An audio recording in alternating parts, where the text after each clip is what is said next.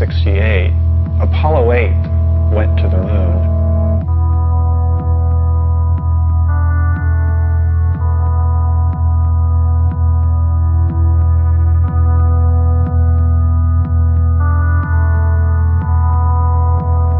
They didn't land, but they did circle the moon, and I was watching it on television, and at a certain point, one of the astronauts casually said, "We're going to turn the camera around and show you the Earth."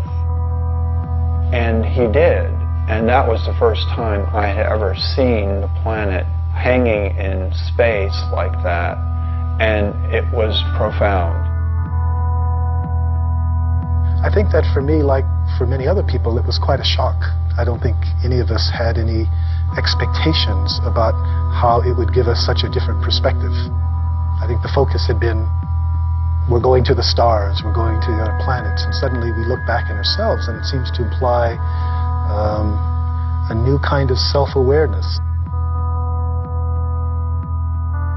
One of the astronauts said, when we originally went to the moon, our total focus was on the moon. We weren't thinking about looking back at the Earth. But now that we've done it, that may well have been the most important reason we went.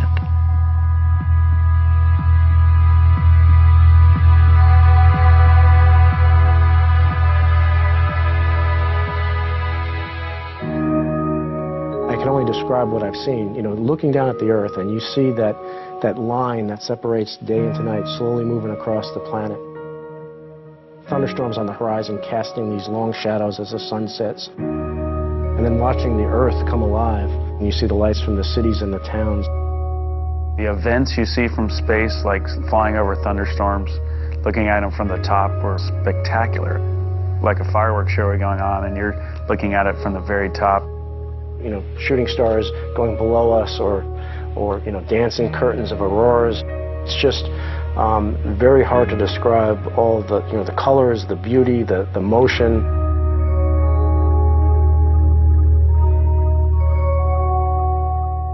My job as lunar module pilot was to be responsible for the lunar module itself and responsible for the science on the moon. So when we started home, I had a little more time to look out the window than the other guys because most of my responsibilities were completed. We were in a particular mode called the barbecue mode. So we were flying like this and rotating like that. What that caused to happen was every 2 minutes, a picture of the Earth, the moon, the sun, and a 360-degree panorama of the heavens appeared in the spacecraft window. And I had studied astronomy, and I had studied cosmology, and fully understood that the molecules in my body, and the molecules in my partner's bodies, and in the spacecraft, had been prototyped in some ancient generation of stars. In other words, it was pretty obvious from those descriptions we're stardust.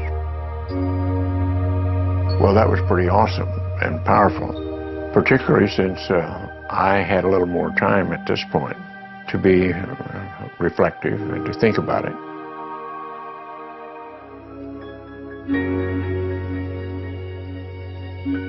When we look down at the Earth from space, you know, we see this amazing, indescribably beautiful planet.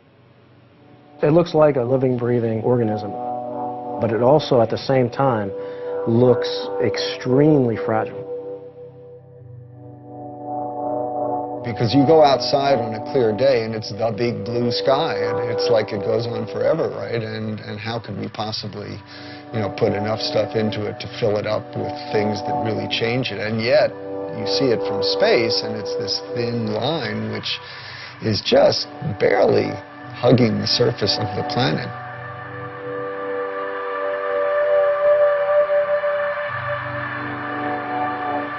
Anybody else who's ever gone to space says the same thing, because it really is striking and it's really sobering to see this paper-thin layer and to realize that that little paper-thin layer is all that protects every living thing on Earth from death, basically, from the harshness of space. There's this very poetic concept that a lot of people express, that there are no boundaries from space. And I've heard a lot of my astronaut colleagues say that. Unfortunately, it's not true. You do see boundaries. They're mostly the result of human impact. You can see erosion, clear-cutting of forests, and you know, it's a long litany of environmental impact that we've had on our planet, and that's something which, when you see it from the cosmic perspective, makes you really appreciate the concept of spaceship Earth. I mean, we're all here together.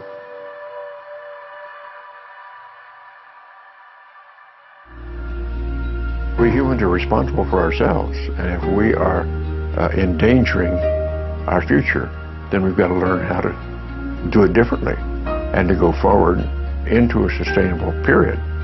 And right now, that seems very difficult to see how it's going to be, but we've got to work on it. When I was above the space station, looking down at the space station, and looking down at the, against the Earth, and seeing this, amazing accomplishment, I was thinking, wow, there was 15 nations that worked together to build this amazing orbital complex in space.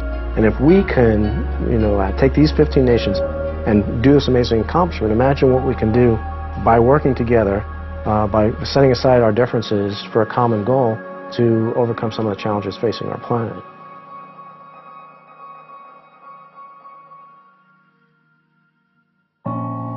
We have this connection to Earth. I mean, it's our home. And I don't know how you can come back and not, in some way be changed. It may be subtle. You see differences in, different people and the just general response when they come back from space. But I think collectively, everybody has that emblazoned on their memories, the way the planet looks.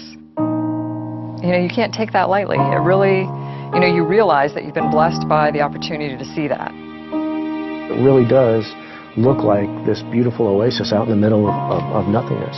If you have a chance for your eyes to adjust and you can actually see the stars in the Milky Way, it's this oasis against the backdrop of infinity, this just, enormous universe behind it. And it's, really a very moving experience to be able to see that with your eyes. You look back at it and it's placed perfectly from the sun to take care of us, and you kind of take that reverse role on about, okay, well, we need to be taking care of it too, so that it can continue to do that for us. And I don't know how you can't have a greater appreciation for it after you see it that way.